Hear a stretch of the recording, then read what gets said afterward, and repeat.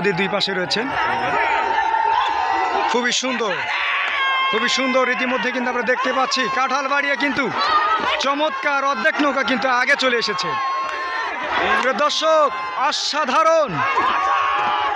অসাধারণ কাঁঠালবাড়িয়া বনাম ধুকরের সাতলাঠি, হাজার হাজার দর্শক কিন্তু লক্ষ্মীপুর হুড়াসাগর নদীতে কিন্তু একেবারে কঠিন ভাবে কিন্তু বাস চলছেন। অসাধারণ নৌকা কিন্তু আমরা দেখতে পাচ্ছি যে ধুকরের সাতলাঠির নৌকাটি কিন্তু রিশনের দিকে অনেক কিন্তু ক্রস হয়েছে। ধুকরের সাতলাঠির নৌকা কিন্তু রয়েছেন ক্রসে, নিশানের চাইতে অপর প্রান্তের দিকে চলে গেছে। সুন্দর সরাসরি কিন্তু কাঁঠালবাড়িয়ার নৌকাটি কিন্তু তাদের বিজয় রিশান হাতের মুঠোয় পড়াই নিয়েছে।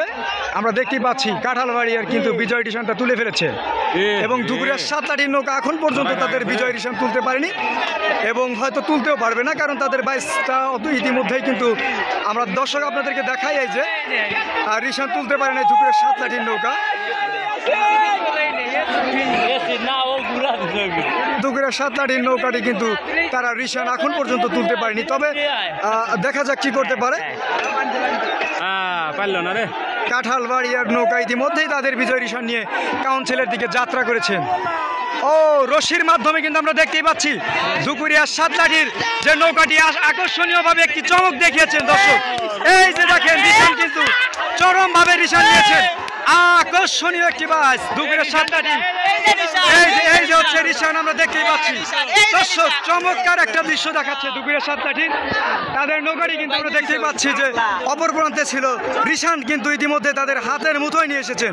কাঁঠালবাড়িয়া কিন্তু প্রায় হাফ নৌকা কম বেশি করে ফেলেছে।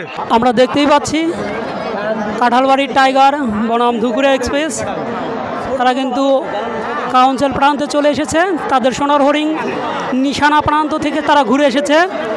দর্শক কিন্তু পুরো দর্শক কিন্তু হাড্ডাহাড্ডি লড়াই। দর্শক আপনারা দেখতেই পাচ্ছেন কাঁঠালবাড়ির টাইগার বনাম বাংলার ধুকরিয়া এক্সপ্রেস সমান গতিতে তারা কিন্তু কাউন্সিল প্রান্তে চলে এসেছে।